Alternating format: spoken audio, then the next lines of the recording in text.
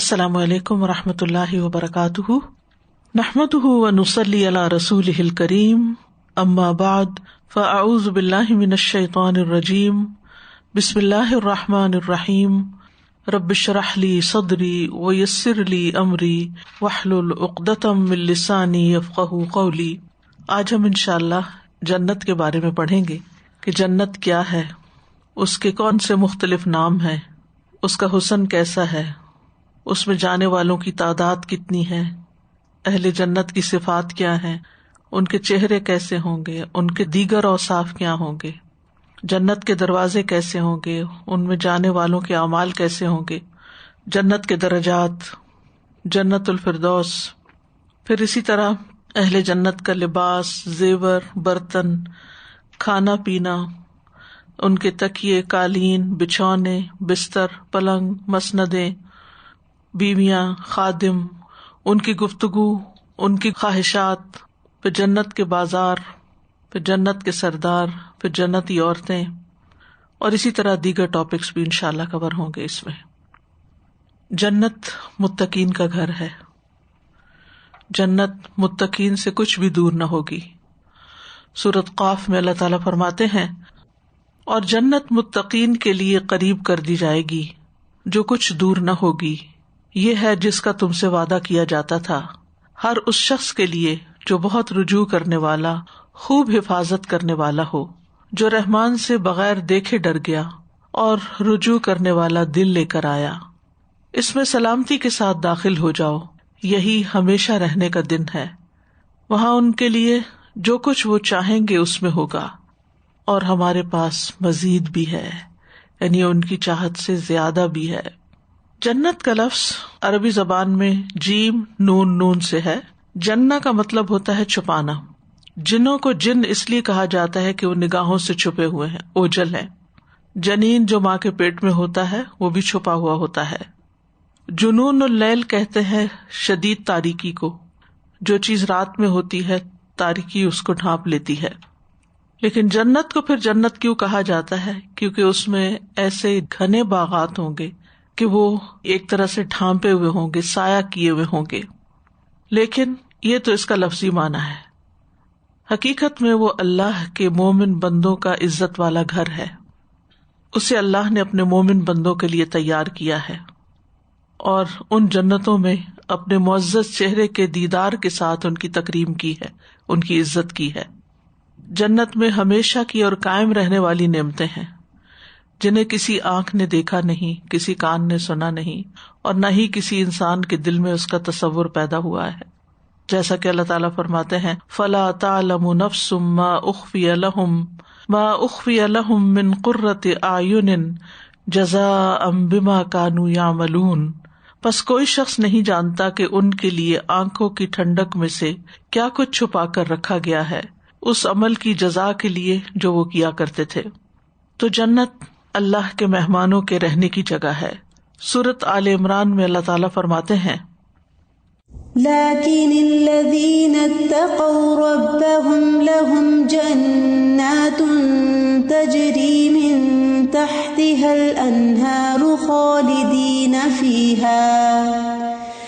خالدین فیہا نزلا من عند اللہ وما عند اللہ خیر للابرار۔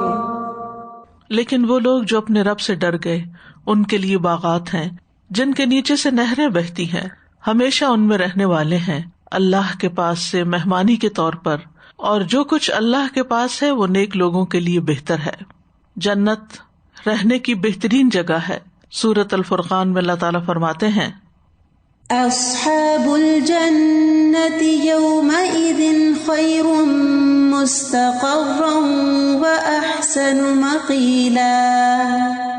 اس دن جنت والے ٹھکانے کے اعتبار سے نہایت بہتر اور آرام گاہ کے اعتبار سے کہیں اچھے ہوں گے۔ جنت متقین کا گھر ہے، بہترین گھر۔ سورۃ النحل میں اللہ تعالیٰ فرماتے ہیں، وَقِيلَ لِلَّذِينَ اتَّقَوْا مَاذَا أَنزَلَ رَبُّكُمْ قَالُوا خَيْرًا للذین احسنوا فی هذه الدنیا حسنہ وَلَدَارُ الْآخِرَةِ خَيْرٌ وَلَنِعْمَ دَارُ الْمُتَّقِينَ، اور آخرت کا گھر تو کہیں بہتر ہے، وَلَنِعْمَ دَارُ الْمُتَّقِينَ، اور یقیناً ڈرنے والوں کا گھر بہت اچھا ہے۔ آپ دیکھ رہے ہیں کہ ہر جگہ پر اللہ سے ڈرنے کی بات ہے، اللہ کے تقویٰ کی بات ہے، کیونکہ یہ تقویٰ ہی انسان کے اندر ہوتا ہے تو انسان دنیا میں سیدھے راستے پہ چل سکتا ہے، اور یہ تقویٰ ہی ہوگا جو انسان کو جنتوں تک پہنچائے گا۔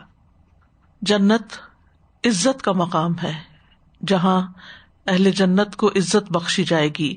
سورۃ المعارج میں اللہ تعالیٰ فرماتے ہیں اولئک فی جنات مکرمون، یہی لوگ جنتوں میں عزت دیے جانے والے ہیں، یعنی جہاں نعمتیں ہوں گی، خوشیاں ہوں گی، سکون اور راحت ہوگا، وہاں اللہ تعالیٰ عزت بھی بخشے گا۔ وہاں نہ لوگ آپس میں ایک دوسرے کے اوپر کوئی ایسی بات کریں گے کہ کوئی کسی کو ذلیل کرے، اور نہ ہی اللہ تعالیٰ کی طرف سے کوئی ناراضگی ہوگی کہ انسان اپنی ذلت محسوس کرے۔ وہ دائمی نعمتوں کا گھر ہے۔ سورۃ التوبہ میں فرمایا یبشرہم ربہم برحمت منہ ورضوان وجنات لہم فیہا نعیم مقیم، ان کا رب انہیں اپنی طرف سے بڑی رحمت اور عظیم رضامندی اور ایسے باغوں کی خوشخبری دیتا ہے جن میں ان کے لیے ہمیشہ رہنے والی نعمتیں ہیں، یعنی جنت کی نعمتیں کبھی ختم نہیں ہوں گی۔ دنیا میں موسم بدل جاتے ہیں، حالات بدل جاتے ہیں، خود انسان کے اندر جسمانی طور پر، ذہنی طور پر تبدیلیاں آتی رہتی ہیں، لیکن وہاں پر انسان کے پاس جو کچھ ہوگا وہ ہمیشہ کے لیے ہوگا، اس میں سے کسی بھی چیز سے جدائی نہ ہوگی۔ سورۃ النحل میں فرمایا ما عندکم ينفد وما عند اللہ باق وَلَنَجْزِيَنَّ الَّذِينَ صَبَرُوا أَجْرَهُمْ بِأَحْسَنِ مَا كَانُوا يَعْمَلُونَ۔ جو کچھ تمہارے پاس ہے وہ ختم ہو جائے گا، اور جو اللہ کے پاس ہے وہ باقی رہنے والا ہے۔ دنیا میں ہم جو بھی کچھ جمع کر لیں، کچھ بھی اکٹھا کر لیں، لاکرز میں رکھ لیں، سنبھال کے رکھیں، لیکن ختم ہی ہو جائے گا، یا پھر ہم خود ختم ہو جائیں گے۔ اگر کچھ باقی بھی رہ گیا تو پھر ہمارے کسی کام کا نہیں، لیکن وہاں انسان بھی باقی رہیں گے اور اس کے ساتھ نعمتیں بھی باقی ہوں گی، اور ہمیشہ ہمیشہ کی خوشیاں۔ وہ اصل عیش کا گھر ہے۔ سورۃ النحل کی آیت نمبر 31 میں اللہ تعالیٰ فرماتے ہیں جنات عدن يدخلونها تجری من تحتها الانہار لهم فيها ما يشاءون كذلك يجزي الله المتقين۔ ہمیشگی کے باغات جن میں وہ داخل ہوں گے، ان کے نیچے سے نہریں بہتی ہوں گی، ان کے لیے ان میں جو وہ چاہیں گے موجود ہوگا۔ دنیا میں تو ایسا ہو نہیں سکتا کہ جو ہم چاہیں وہ ہو، لیکن وہاں ایسا ہی ہوگا۔ اسی طرح اللہ ڈرنے والوں کو جزا دیتا ہے، تقوی والوں کو یہی جزا دیتا ہے۔ پھر تقوی کی بات ہے، جنت اور تقوی لازم و ملزوم ہے۔ جنت خواہشات کے پورا ہونے کی جگہ ہے۔ دنیا میں تو انسان کی اتنی خواہشیں ہوتی ہیں کہ جیسے مرزا غالب نے کہا کہ ہزاروں خواہشیں ایسی کہ ہر خواہش پہ دم نکلے، کہ ہر چیز انسان کی اسے ایسی اہم معلوم ہوتی ہے کہ وہ سمجھتا ہے کہ اگر یہ میری زندگی میں نہ ہوئی تو میں ختم ہو جاؤں گا۔ لیکن بہت سی خواہشات انسان کی دنیا میں پوری نہیں ہوتی، لیکن وہاں تمام خواہشات پوری ہوں گی۔ سورۃ فصلت میں فرمایا نحن اولیاؤکم فی الحیاۃ الدنیا وفی الآخرہ وَلَكُمْ فِيهَا مَا تَشْتَهِي أَنفُسُكُمْ وَلَكُمْ فِيهَا مَا تَدَّعُونَ نُزُلًا مِّنْ غَفُورٍ رَّحِيمٍ۔ ہم تمہارے دوست ہیں دنیا میں بھی اور آخرت میں بھی، اور وہاں تمہارے لیے جو جی چاہے گا تمہیں ملے گا، اور جو کچھ مانگو گے تمہارا ہوگا، یہ بخشنے والے مہربان کی طرف سے مہمانی ہوگی۔ جنت مزے میں مشغول رہنے کی جگہ ہے، یعنی وہاں ہر دم فن، ہر دم نعمتیں، ہر دم ایک نئی ایسی چیز ہوگی کہ جس سے ان کا دل کبھی بھی جنت سے بھرے گا نہیں، اکتائے گا نہیں۔ سورۃ یاسین میں فرمایا ان اصحاب الجنة اليوم في شغل فاكهون، بے شک جنت کے رہنے والے آج ایک شغل میں خوش ہیں، یعنی ان کی مرضی کے کام ہوں گے، ان کی مرضی کی دلچسپیاں ہوں گی، اور اس کے ساتھ ساتھ اس پر وہ خوش بھی ہوں گے۔ سورۃ الطور میں فرمایا ان المتقین فی جنات ونعیم فاکہین بما آتاہم ربہم ووقاہم ربہم عذاب الجحیم۔ بے شک متقی لوگ باغوں اور بڑی نعمت میں ہیں، لطف اٹھانے والے اس سے جو ان کے رب نے انہیں دیا، اور ان کے رب نے انہیں بھڑکتی ہوئی آگ کے عذاب سے بچا لیا۔ یعنی نعمتیں ہی نعمتیں باغوں کے اندر، اور اس کے ساتھ ساتھ خوشیاں ہی خوشیاں، انجوائمنٹ، لطف اٹھا رہے ہوں گے۔ دنیا میں بعض اوقات انسان کے پاس بہت سی نعمتیں ہوتی ہیں، لیکن وہ ان سے لطف نہیں اٹھا سکتا، کبھی بیماری کی وجہ سے، کبھی کسی غم کی وجہ سے، کبھی کسی خوف کی وجہ سے، لیکن وہاں کی نعمتوں سے انسان لطف اندوز ہو سکیں گے۔ پھر جنت بہترین رزق پانے کی جگہ ہے۔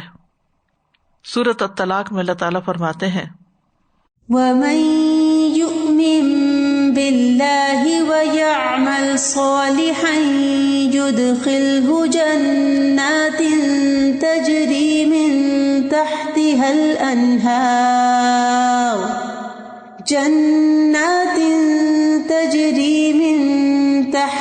الْأَنْهَارُ خالدين فيها أبدا قد أحسن الله له رزقا۔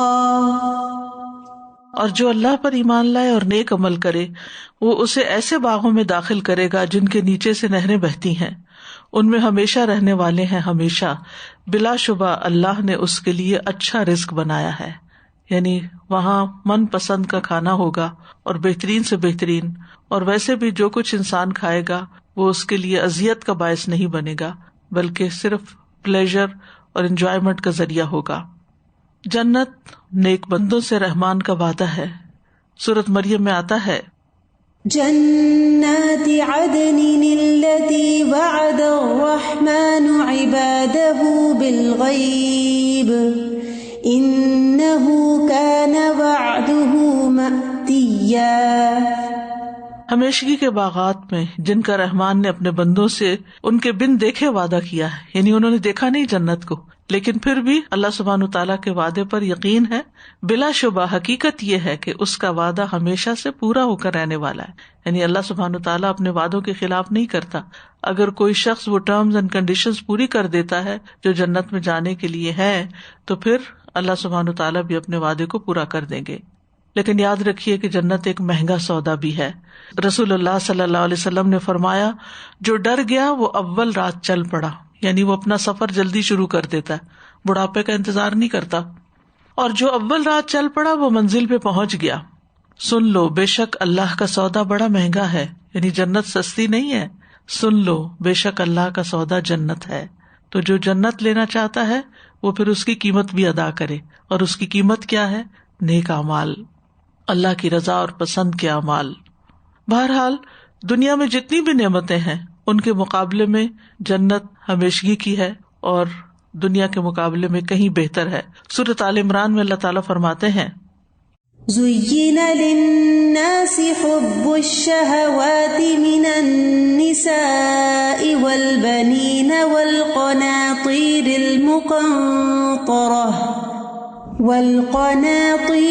المقنطرة من الذهب والفضة والخيل المسومة والأنعام والحرث ذلك متاع الحياة الدنيا والله عنده حسن المآب قل أنبئكم بخير للذین اتقوا عند ربهم جنات تجری من تحتها الانہار خالدین فیہا وازواج مطہرۃ ورضوان من اللہ واللہ بصیر بالعباد. جو عورتیں اور بیٹے اور سونے اور چاندی کے جمع کیے ہوئے خزانے اور نشان لگائے ہوئے گھوڑے اور مویشی اور کھیتی ہیں، یہ دنیا کی زندگی کا سامان ہے، اور اللہ ہی ہے جس کے پاس اچھا ٹھکانہ ہے. کہہ دیجئے کیا میں تمہیں اس سے بہتر چیز بتاؤں؟ یعنی دنیا کی کسی بھی نعمت کا تم تصور کر لو اور وہ ساری کی ساری ہر قسم کی تمہارے قدموں میں جمع بھی ہو جائے، پھر بھی اس سے بہتر چیز بھی ہے جو لوگ متقی بنے، جنہوں نے تقوی اختیار کیا، جو اللہ سے ڈرے.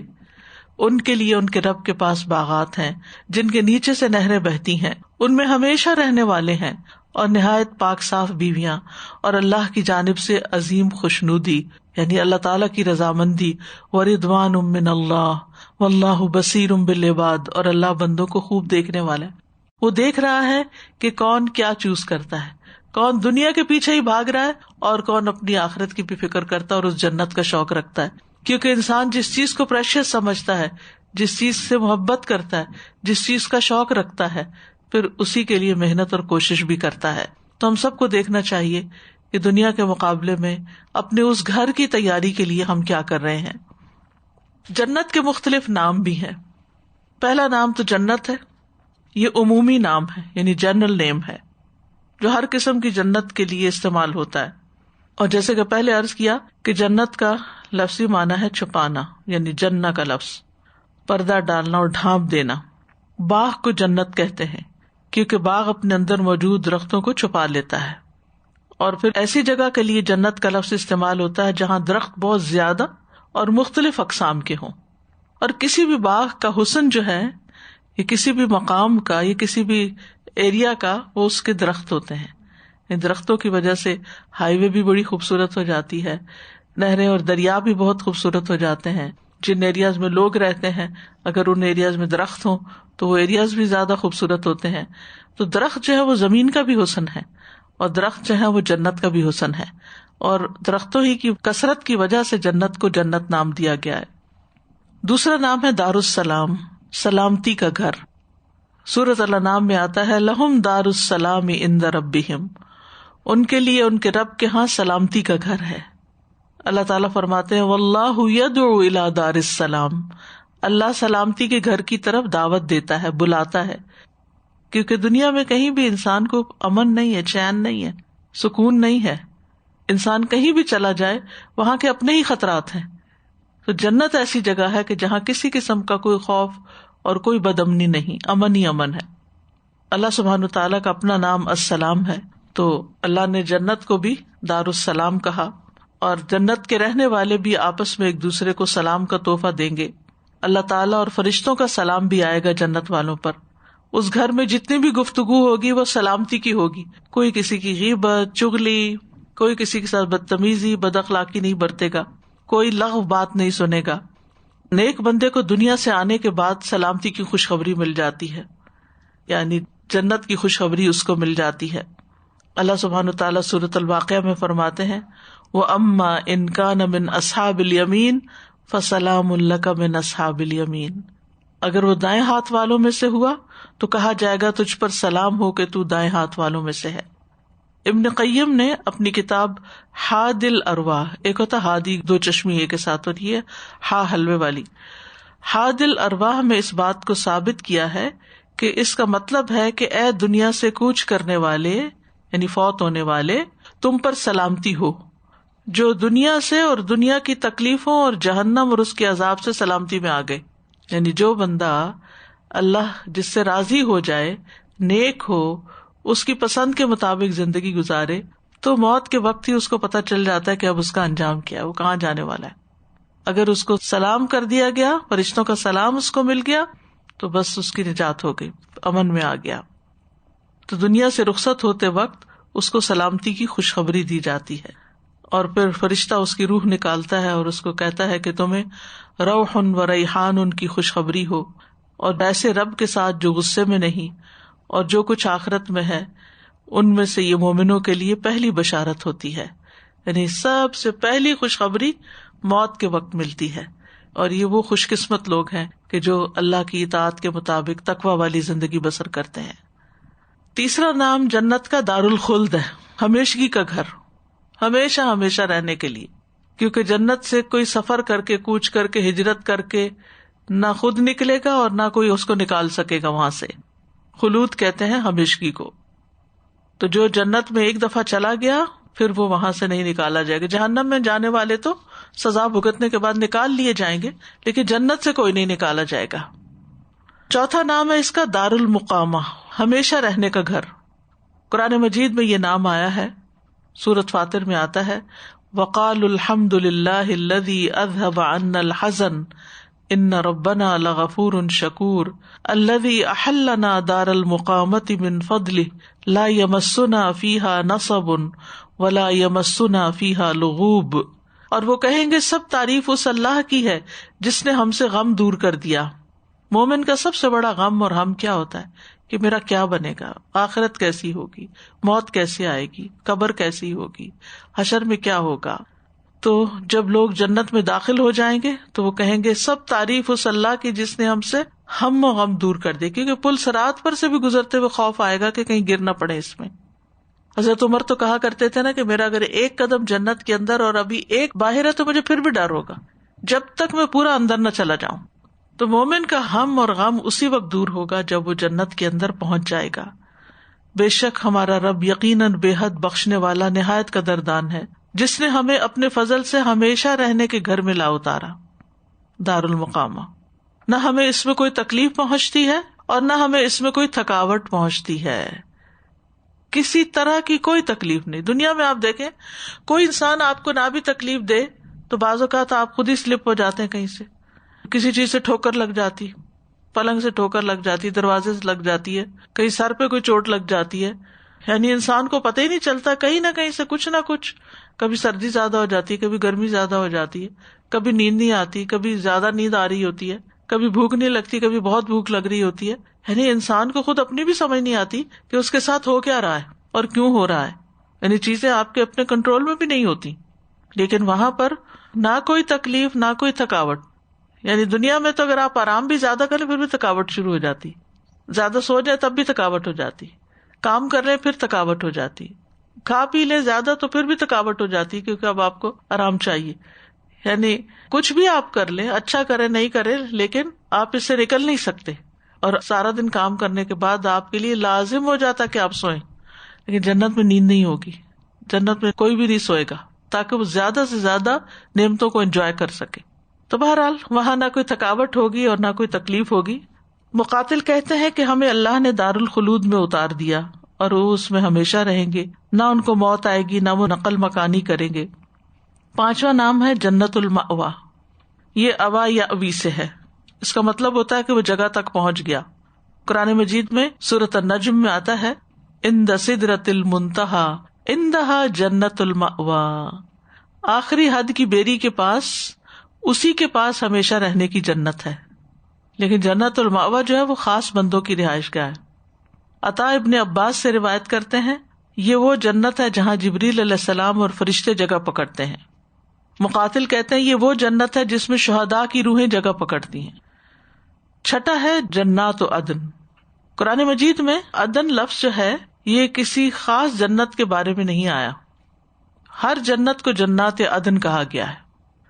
اور جنت کی بناوٹ کے بارے میں آتا ہے اس کی ایک اینٹ سونے کی اور ایک چاندی کی. تو یہاں جنت عدن کو خاص نہیں کیا گیا بلکہ عمومی طور پر جنت کی بناوٹ کا ذکر ہے. تمام جنتوں کو جنات عدن کہا جاتا ہے اور تمام جنتیں جنت عدن ہیں. اور ایک قول یہ ہے کہ یہ جنت کے مجموعی ناموں میں سے ایک نام ہے، جیسے جنت ہے ایسے جنت عدن ہے. محقق کہتے ہیں صحیح بات یہ ہے کہ یہ تمام جنتوں کا نام ہے، چنانچہ تمام جنتوں کو جنات عدن کہتے ہیں. سورۃ مریم میں آتا ہے جنات عدن التی وعد الرحمن عبادہ بالغیب. ہمیشگی کے باغات ہیں جن کا رحمان نے اپنے بندوں سے بن دیکھے وعدہ کیا ہے. سورۃ فاطر میں آتا ہے جنات عدن يدخلونها يحلون فيها من اساور من ذهب ولؤلؤا ولباسهم فيها حرير. ہمیشگی کے باغات جن میں وہ داخل ہوں گے ان میں انہیں سونے کے کنگن اور موتی پہنائے جائیں گے اور ان کا لباس اس میں ریشم ہوگا. ایک اور جگہ پر آتا ہے سورۃ صف میں ومساکن طیبۃ فی جنات عدن، اور رہنے کی پاکیزہ جگہوں میں جو ہمیشہ رہنے کے باغوں میں ہیں. اور عدن کا لفظی معنی ہوتا ہے قیام کرنا، کسی جگہ پر مقیم ہو جانا. عدنت البلد کا معنی ہوتا ہے کہ میں نے فلاں شہر کو اپنا وطن بنا لیا. جوہری کہتے ہیں کہ اس سے مراد وہ جنت جہاں بسیرا کیا جائے گا. تو جنت عدن اللہ نے اپنے ہاتھ سے بنائی ہے. مجاہد سے مروی ہے کہ عبداللہ ابن عمر نے کہا اللہ نے 4 چیزوں کو اپنے ہاتھ سے پیدا کیا، عرش، قلم، آدم اور جنت عدن. پھر تمام مخلوقات سے کہا کہ ہو جاؤ تو وہ ہو گئی. تو اس سے یہ پتہ چلتا ہے کہ عرش کی بھی ایک ویلیو ہے. اللہ تعالیٰ عرش کی طرف اپنے آپ کو نسبت دیتے ہیں رب العرش العظیم. قلم کی عزت کرنی چاہیے، اس لیے علماء جو تھے وہ قلم کو نیچے نہیں گرنے دیتے تھے جیسے کاغذ کو. وہ کہتے تھے کہ یہ قلم کی عزت اور مقام کے خلاف ہے. ہمارے ہاں تو نہ کاغذ کی عزت ہے، اس اخباروں کے اوپر پاؤں رکھ دیتے ہیں، ان کو گاڑی میں رکھ دیتے ہیں. جب سنو وغیرہ پڑتی ہے تو پاؤں گیلے اندر جاتے ہیں گاڑی میں، تو اخباریں رکھی ہوئی ہوتی ہے کہ اس کے اوپر پاؤں رکھ لیں. بھئی یہ کیسے؟ یہ علم کی اتنی ذلت، چاہے کوئی بھی علم ہو لکھا ہوا. مسلمانوں کا جو دین ہے ہمارا، یہ ہمیں ادب سکھاتا ہے، اللہ کے ساتھ ادب، رسول کے ساتھ ادب، تمام انبیاء کا ادب، صحابہ کا ادب، تمام مومنوں کا ادب، علماء کا ادب، والدین کا ادب، بزرگوں کا ادب، استادوں کا ادب، کتابوں کا ادب، قلم کا ادب. تو نیکسٹ ٹائم جب آپ کوئی پین یا پینسل نیچے گرے ہوئے دیکھیں تو اس کو اٹھا لیں. پھر آدم علیہ السلام، یعنی انسان کو اللہ نے عزت بخشی. قرآن مجید میں آتا ہے نا وَلَقَدْ كَرَّمْنَا بنی آدم، ہم نے بنی آدم کو عزت بخشی. یعنی آدم علیہ السلام کو عزت بخشی اور پھر ان کی اولاد کو بھی عزت بخشی. اور جنت انسانوں کے لیے بنائی ہے اللہ نے، لیکن انسانوں میں سے سلیکشن ہوگی کہ کون متقی تھے، کون پرہیزگار تھے، کون وہاں رہنے کے قابل ہے، کیونکہ ہر ایک کے لیے وہ جگہ نہیں ہے. اور پھر جنت عدن. تو اللہ تعالیٰ اپنی مخلوق کو اعزاز بخشتا ہے. جن چیزوں کو اس نے اپنے ہاتھ سے بنایا، اس کے بتانے کا مقصد کیا ہے کہ یہ تمام مخلوقات میں سے خاص الخاص چیزیں ہیں جنہیں اللہ سبحانہ وتعالیٰ کی خصوصی توجہ حاصل ہوئی ہے. 7واں نام دار الحیوان ہے، دار الحیوان. وَإِنَّ الدَّارَ الْآخِرَةَ لَهِيَ الْحَيَوَانُ، بے شک آخری گھر یقیناً وہی اصل زندگی ہے. مفسرین کہتے ہیں دار الآخرہ کا معنی ہے جنت، اور وہی دار الحیوان ہے، یعنی یہ زندگی کا گھر ہے کیونکہ وہاں موت نہیں ہے. اس وجہ سے حیوان کا مطلب ہوتا ہے زندگی. عربی میں حیوان جو ہے نا، اردو کا حیوان نہیں. 8واں نام ہے فردوس. قرآن میں اس نام کا ذکر آتا ہے.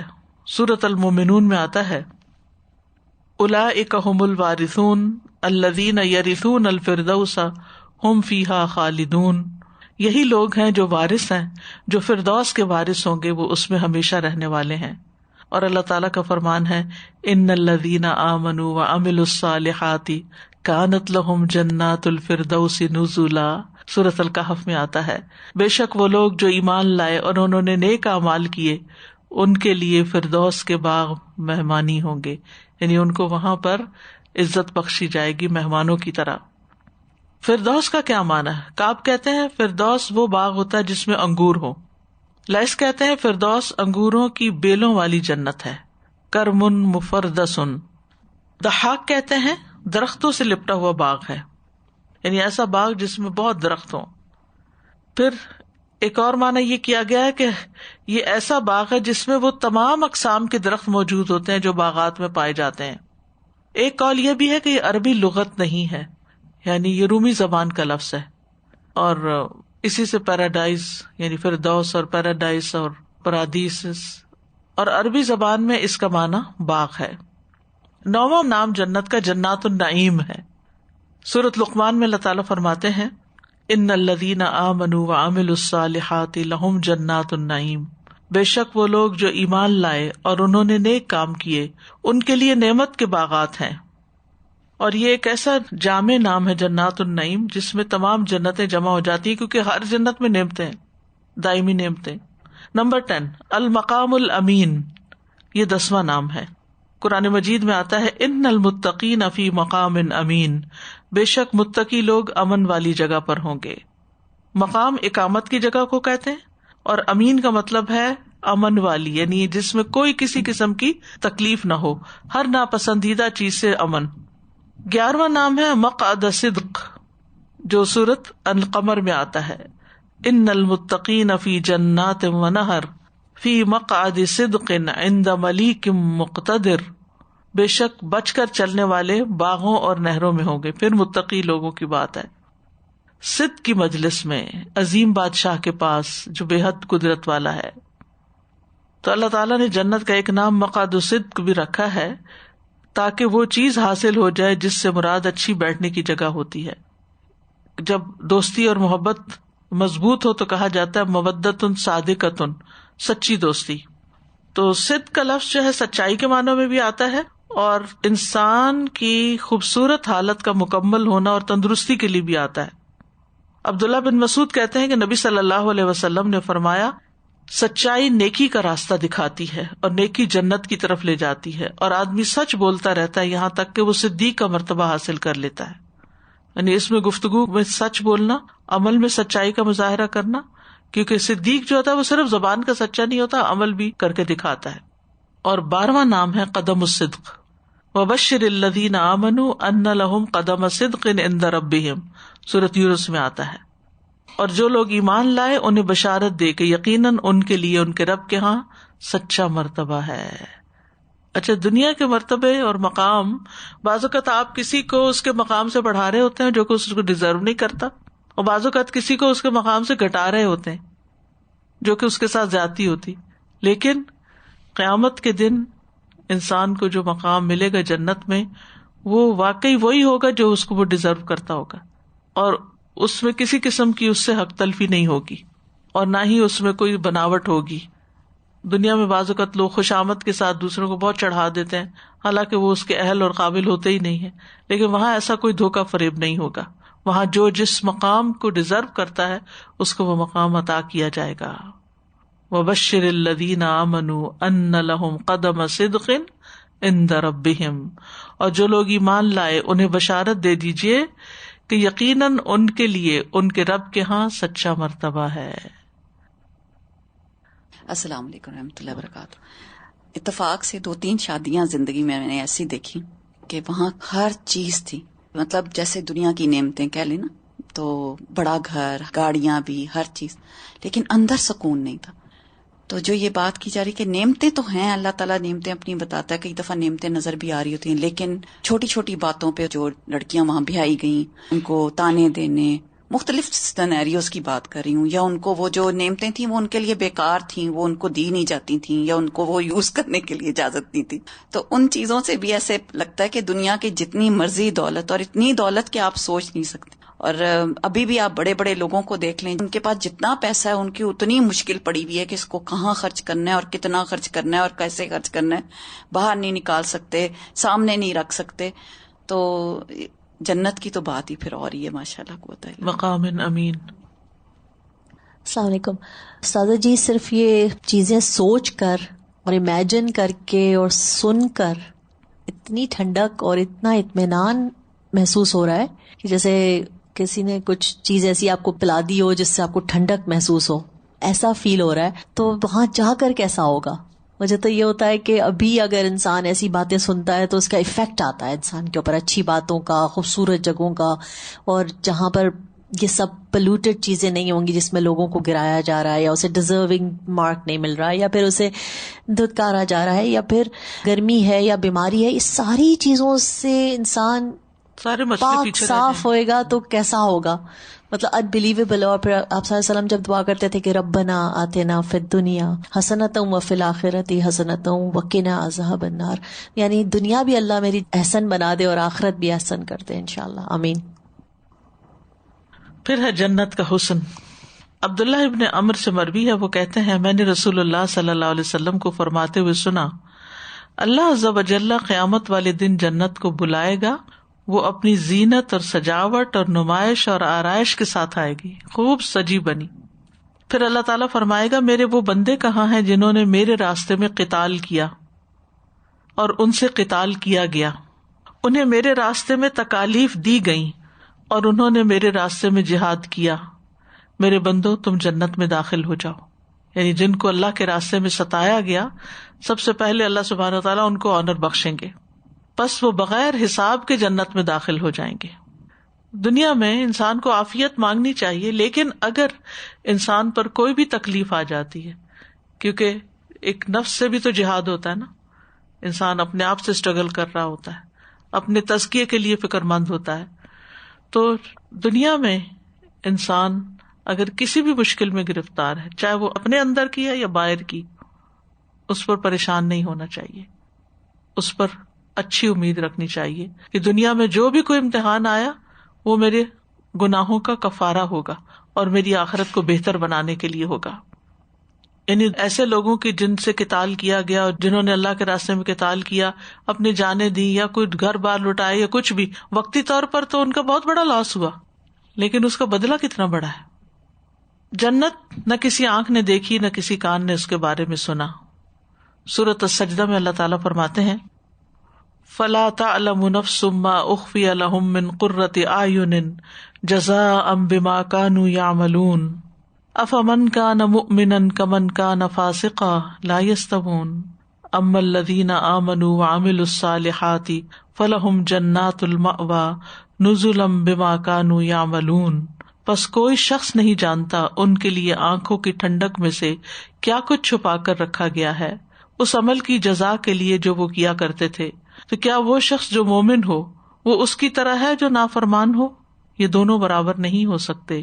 لیکن وہ لوگ جو ایمان لائے اور انہوں نے نیک اعمال کیے تو ان کے لیے رہنے کے باغات ہیں، مہمانی ہے اس کے بدلے میں جو وہ کیا کرتے تھے. نزلم بما کانوا یعملون. تو جنت کی قیمت عمل ہے، عمل صالح.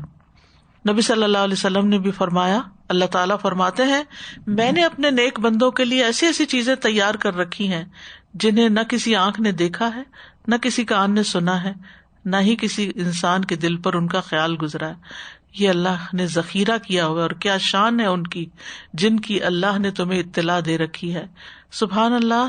دنیا میں کیا ہوتا ہے کہ جب کوئی ایک شخص کوئی بہت اچھی چیز بنا لیتا ہے نا، تو دوسرے اس کا آئیڈیا چرا کے ویسی کاپی کر لیتے ہیں، نقل کر لیتے ہیں اور کچھ نہ کچھ ملتا جلتا بنا لیتے ہیں. آپ نے دیکھا ہوگا اکثر شادیوں پر جب لوگ جاتے ہیں تو اسٹیج سیٹنگ کی تصویریں اتار رہے ہوتے ہیں، مختلف آئیڈیاز کو دیکھ دیکھ کے فوٹو بنا رہے ہوتے ہیں، جیولری کی، کپڑوں کی تجسس ہوتا ہے، انہیں پوچھتے ہیں کہاں سے بنوایا، کون ہے ڈیزائنر، کون سا برانڈ ہے، وغیرہ وغیرہ، تاکہ وہ بھی اپنے لیے وہ نعمتیں ایسی حاصل کر لیں. لیکن جنت کے بارے میں تو کوئی آئیڈیا دنیا میں کر ہی نہیں سکتا کہ وہ کہ میں نے دنیا میں جنت بنا لی. دنیا میں جنت نہیں بن سکتی، نہ اس جیسی کوئی چیز بن سکتی، نہ پھلوں میں، نہ کھانوں میں، نہ پہناوے میں، نہ گھروں میں، نہ سجاوٹ، نہ لینڈسکیپ، کچھ بھی نہیں، کچھ بھی ایسا نہیں. کسی کو آئیڈیا ہی نہیں ہے، اتنا حسن ہے وہاں. بعض لوگ جنت میں مشروبات اور ان کے برتنوں وغیرہ کا کچھ پڑھتے ہیں نا، تو دنیا میں بھی ویسے ہی چیزیں بنا کے کچھ اپنے دل کو خوش کرنے کی کوشش کرتے ہیں، یعنی کاپی کرتے ہیں اس کی. لیکن حقیقت یہ ہے کہ اس جیسی کوئی چیز نہیں. فرشتے جو تھے وہ جنت کے حسن و جمال سے مروب ہو گئے. رسول اللہ صلی اللہ علیہ وسلم نے فرمایا اللہ عز و جل نے جنت کی دیوار کا سونے اور چاندی کی اینٹ سے احاطہ کیا، یعنی اس کی باؤنڈری وال جو تھی سونے اور چاندی کی اینٹ سے. کیا خوبصورتی ہوگی. پھر اس میں نہریں کھودی، اس کے درختوں کو کاشت کیا. پس جب فرشتوں نے اس کے حسن و جمال کی طرف دیکھا تو کہا اے جنت تو کتنی خوش نصیب ہے، تو بادشاہوں کی منزل ہے. یعنی جو تیرے اندر آئیں گے وہ سبھی کے سب بادشاہ ہوں گے. دنیا کے بادشاہ نہیں مراد، اس سے مراد یعنی غریب سے غریب انسان بھی وہاں بادشاہوں جیسی زندگی بسر کرے گا. سورۃ الانسان میں فرمایا وَإِذَا رَأَيْتَ ثَمَّ رَأَيْتَ نَعِيمًا وَمُلْكًا كَبِيرًا. اور جب تو وہاں دیکھے گا تو نعمت ہی نعمت اور بہت بڑی بادشاہی دیکھے گا. جنت کی بناوٹ کے بارے میں ابو سعید خدری کی روایت ہے، کہتے ہیں کہ رسول اللہ صلی اللہ علیہ وسلم نے فرمایا اللہ تبارک و تعالیٰ نے جنت کو پیدا کیا، ایک اینٹ سونے کی تھی، ایک اینٹ چاندی کی تھی، اور اس کا گارا یعنی سیمنٹ جو بیچ کا ہوتا ہے وہ کستوری کا تھا یعنی خوشبودار. اللہ تعالیٰ نے اسے کہا کلام کر یعنی جنت تم بولو. اس نے کہا قد افلح المؤمنون الذین هم فی صلاتهم خاشعون. آگے بھی کہ مومن فلاح پا گئے، وہ مومنوں کا ٹھکانہ ہے جن کے یہ ٹریٹس ہیں. جنت میں موتیوں کے گنبد ہوں گے. رسول اللہ صلی اللہ علیہ وسلم نے واقعہ معراج کا ذکر کرتے ہوئے فرمایا پھر جبریل علیہ السلام مجھے لے کر سدرۃ المنتہا تک پہنچے. اسے کئی رنگ ڈھانپ رہے تھے، میں نہیں جانتا وہ کیا تھے. پھر مجھے جنت میں لے گئے. یعنی دنیا میں اس جیسی کوئی چیز نہیں تو آپ کس سے مثال دے کے کہتے اس طرح کے تھے یا اس طرح کے تھے. میں نہیں جانتا وہ کیا تھے. پھر مجھے جنت میں لے گئے. وہاں کیا دیکھتا ہوں اس کے گنبد تو موتیوں کے ہیں اور اس کی مٹی کستوری کی ہے. اسی طرح ایک اور روایت میں آتا ہے کہ جنت کی مٹی میدے کی طرح سفید ہے، یعنی سفید مٹی ہے وہاں کی. سعد بن ابی وقاص کہتے ہیں اگر ناخن سے کم مقدار کے برابر بھی جنت کی کوئی چیز ظاہر ہو جائے تو وہ آسمان اور زمین کے کناروں کو چمکا دے. ناخن سے بھی کم مقدار کی کوئی چیز دنیا میں اگر دکھا دی جائے تو آسمان کے کنارے چمک اٹھے. اور جنت کا کوئی آدمی جھانکے اور اس کے کنگن ظاہر ہو جائیں تو وہ سورج کی روشنی کو ایسے مٹا دیں گے جیسے سورج ستاروں کی روشنی کو مٹا دیتا ہے. ابو ہریرہ کہتے ہیں ہم نے عرض کیا اللہ کے رسول جنت کس چیز سے بنی ہے؟ آپ نے فرمایا ایک اینٹ چاندی کی، ایک اینٹ سونے کی. اس کا سیمنٹ خالص کستوری ہے، اس کے سنگریزے موتی اور یاقوت کے ہیں، اس کی مٹی زعفران ہے. جو اس میں داخل ہوگا وہ نعمتوں میں رہے گا، کبھی تکلیف نہیں پائے گا، اور وہ اس میں ہمیشہ رہے گا، اسے کبھی موت نہیں آئے گی. ان کے کپڑے پرانے نہیں ہوں گے، ان کی جوانی کبھی فنا نہیں ہوگی. ایک کوڑا رکھنے کی جگہ زمین و آسمان سے بہتر ہے. رسول اللہ صلی اللہ علیہ وسلم نے فرمایا جنت میں سے کسی ایک کے کوڑے کی جگہ آسمان اور زمین کے درمیان جو کچھ ہے اس سے بہتر ہے. آسمان اور زمین کے درمیان یعنی پوری دنیا سے بہتر ہے. کوڑا کتنا ہوتا ہے؟ اتنا، ایک گز بھر یا اس سے تھوڑا زیادہ کم. جنت کا ایک چکر دنیا کے سارے غم بھلا دے گا. صحیح مسلم میں آتا ہے، انس بن مالک سے روایت ہے، کہتے ہیں کہ رسول اللہ صلی اللہ علیہ وسلم نے فرمایا اہل جنت میں سے اس آدمی کو پیش کیا جائے گا جسے دنیا میں لوگوں سے سب سے زیادہ تکلیفیں آئی ہوں گی. جو دنیا میں سب سے زیادہ دکھی شخص ہوگا اس کو لایا جائے گا. پھر اسے جنت میں صرف ایک دفعہ غوطہ دے کے پوچھا جائے گا اے ابن آدم کیا تو نے کبھی کوئی تکلیف بھی دیکھی؟ کیا تم پہ کوئی سختی بھی گزری؟ وہ کہے گا میرے رب اللہ کی قسم کبھی کوئی تکلیف میرے پاس سے گزری نہیں، اور نہ ہی میں نے کبھی کوئی شدت اور سختی دیکھی. یعنی وہ خوشی اس کو سارے دنیا کے غم اور دکھ اور تکلیف اور پریشانیاں بھلا دے گی. آپ نے دیکھا ہوگا کہ جس دن ہماری طبیعت اچھی ہو، صحت اچھی ہو، ہر چیز اچھی ہو تو ایسا لگتا ہے کہ جس دنیا میں کوئی مسئلہ ہی نہیں، ہم اپنے ہی مسئلوں کو بھول چکے ہوتے ہیں اس وقت. تو جنت میں جا کر انسان دنیا کے غموں کو یاد کر کر کے نہیں روئے گا.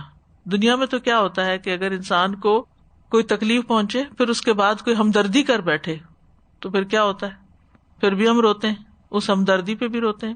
اور اگر کوئی ہمارے ساتھ اور سختی کرے تو اس پہ بھی ہم روتے ہیں کہ کسی کو میرا احساس نہیں، کسی حال میں ہم خوش نہیں ہوتے.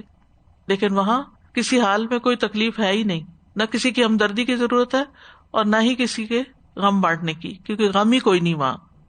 جنت میں داخلے کے بارے میں آتا ہے کہ سب سے پہلے نبی صلی اللہ علیہ وسلم کے لیے جنت کے دروازے کھولے جائیں گے. حذیفہ بن یمان کہتے ہیں کہ نبی صلی اللہ علیہ وسلم کے صحابہ نے کہا ابراہیم علیہ السلام خلیل اللہ ہیں، عیسیٰ علیہ السلام اللہ کا کلمہ اور روح ہیں، اور موسیٰ علیہ السلام سے اللہ نے کلام کیا. اے اللہ کے رسول آپ کو کیا عنایت کیا گیا؟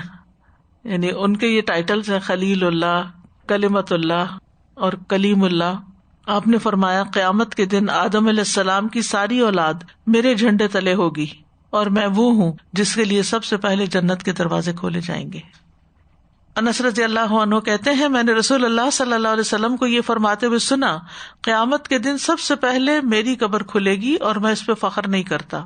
مجھے قابل تعریف جھنڈا دیا جائے گا لواء حمد، میں اس پر بھی فخر نہیں کرتا. میں قیامت کے دن تمام لوگوں کا سردار ہوں گا، میں اس پہ بھی فخر نہیں کرتا. میں جنت کے دروازے پر پہنچ کر اس کا حلقہ پکڑوں گا تو وہ کہیں گے نہیں جنت کے داروغہ یہ کون ہے؟ میں کہوں گا محمد صلی اللہ علیہ وسلم. پس وہ میرے لیے دروازہ کھول دیں گے اور میں جنت میں داخل ہو جاؤں گا.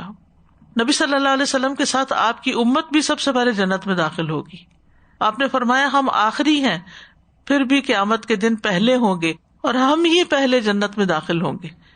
یعنی سب سے پہلے امت محمد صلی اللہ علیہ وسلم کا حساب چکایا جائے گا, وہ پل کراس کرے گی اور سب سے پہلے وہ جنت میں جائے گی. عبداللہ ابن عمرو العاص سے روایت ہے کہ رسول اللہ صلی اللہ علیہ وسلم نے صحابہ کرام سے پوچھا, کیا تم جانتے ہو کہ اللہ کی مخلوق میں سے سب سے پہلے جنت میں کون داخل ہوں گے؟ صحابہ نے عرض کیا, اللہ اور اس کا رسول ہی بہتر جانتے ہیں. آپ نے فرمایا, جنت میں سب سے پہلے اللہ کی مخلوق میں سے وہ فقراء اور مہاجرین داخل ہوں گے جن کے آنے پر دروازے بند کر دیے جاتے تھے کہ بس اب ان کی ضرورت نہیں. ان کے ذریعے ناپسندیدہ امور سے بچا جاتا تھا, یعنی جہاں کہیں کوئی مسئلہ ہوتا تھا وہ جا کے اس کو حل کرتے تھے, کوئی جنگوں میں حصہ لینا ویسے بھی, اور اپنی حاجتیں اپنے سینوں میں لیے ہوئے مر جاتے تھے لیکن انہیں پورا نہیں کر سکتے تھے, ادھر ریسورسز کے نہ ہونے کی وجہ سے اور ٹائم کے نہ ہونے کی وجہ سے. اللہ اپنے فرشتوں میں سے جسے چاہیں گے حکم دیں گے کہ ان کے پاس جاؤ اور انہیں سلام کرو. فرشتے عرض کریں گے کہ ہم آسمانوں کے رہنے والے ہیں اور آپ کی مخلوق میں منتخب لوگ, اور آپ ہمیں ان کو سلام کرنے کا حکم دے رہے ہیں. اللہ تعالیٰ فرمائیں گے, یہ ایسے لوگ تھے جو صرف میری عبادت کیا کرتے تھے, میرے ساتھ کسی کو شریک نہیں ٹھہراتے تھے, ان پر دروازے بند کر دیے جاتے تھے, ان کے ذریعے ناپسندیدہ امور سے بچا جاتا تھا, یہ اپنی ضروریات اپنے سینوں میں لیے لیے مر جاتے تھے لیکن پورا نہ کر سکتے تھے. چنانچہ فرشتے ان کے پاس آئیں گے اور ہر دروازے سے یہ آواز لگائیں گے, سلام علیکم بما صبرتم فنعم عقبی الدار, سلام ہو تم پر اس کے بدلے جو تم نے صبر کیا, سو اچھا ہے اس گھر کا انجام.